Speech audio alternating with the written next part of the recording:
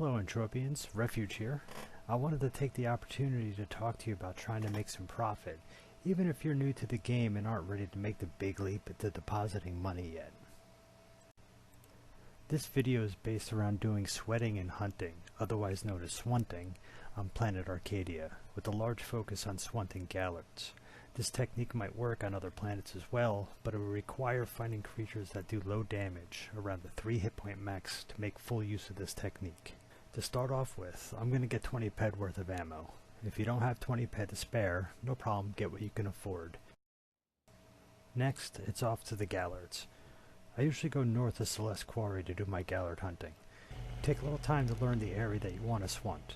Get to know the areas where the creatures spawn and where they travel to after they have spawned. This will be important to make everything work. Also, don't wear any armor while doing this. It isn't worth the decay, especially since gallards hit so weakly. I have chosen gallard swunting for 3 reasons. First is that they do very little damage, so I can stand in front of them sweating for a very long period of time. Secondly, they have more hit points than a Karabakh do, so I can pull more sweat out of each one of them. Thirdly, is that they have slightly better loot than the Karabakhs, so per kill, I get more sweat and I get more loot. With Sweat Extractor in hand, I'll pull my first gallard with it. Make sure you use your toggle auto use tool to keep your extractor active. As the gallard comes in, I'll start walking backwards. If I'm in an area with obstacles such as trees, I'll turn my camera angle so I can navigate around them using my C and Z keys and not get stuck. While moving them backward, I want to walk the gallard outside of the spawn area of the other gallards. By doing this, I can finish sweating it without worrying about being suddenly jumped by another gallard that has spawned next to me. Stick with him and take all the hits until you've gotten all the sweat you can from it. Even if your health bar gets down to almost nothing, they still have a hard time getting that killing blow in there, but if you feel you need to, take it out. After the kill, the next part is up to you as far as your health goes.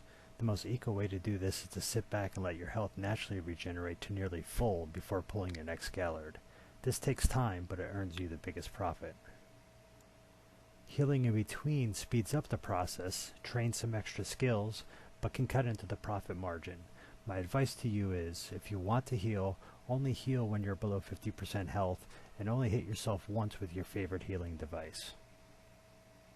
So, let's look at what we're doing so far. Instead of joining sweat circles in which you gain a lot of sweating skills and hopefully sweat, moving towards solo swunting has many more benefits.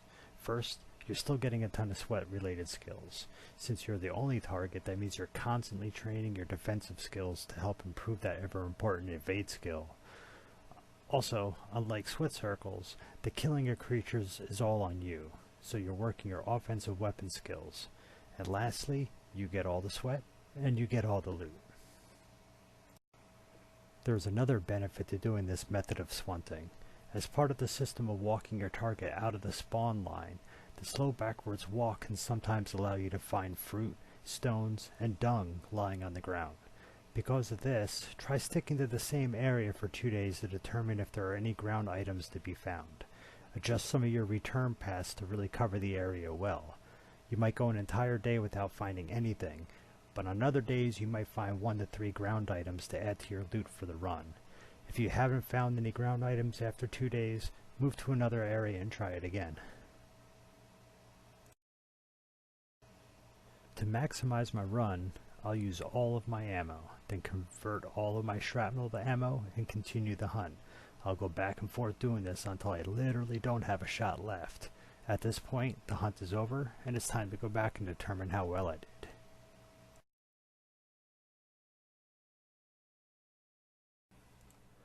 Okay, so I'll take a look to see what I got in loot from that gallard swunt. I'll just put all this stuff into the trade terminal just to get some TT value for everything that I picked up. A lot of the stuff is not very high MU, but you build up enough of it, you can make the decision whether or not you want to TT it, save it for later, sell it. I can also throw my ammo in here for the bullets because I don't use bullet ammo, and I also picked up a couple guns in there. Neither one of them are full TT, a little over ped worth of weapons. They do have a decent MU on it. Sometimes not always easy to sell when they're not full TT. But you can try shouting it out in the trade terminal and try to see if you can get close to MU for it. But for this purpose, I'll just throw them in on TT value. And with a grand total of 17 ped. So in basic loot, I did not make back the 20 ped that I invested in that run. But if I go back and I look at the other stuff that I picked up for doing what I did, I got 345 Karut, I got 59 Paplon, and I even got 49 Dung on that run also. So if I just look at the Paplon and the Karut, I'm looking at 400 fruit. So, you know, that's 4 or 5 ped right there. I got 7.6k sweat from that one run. So you're looking at 11, possibly 12 ped worth of sweat.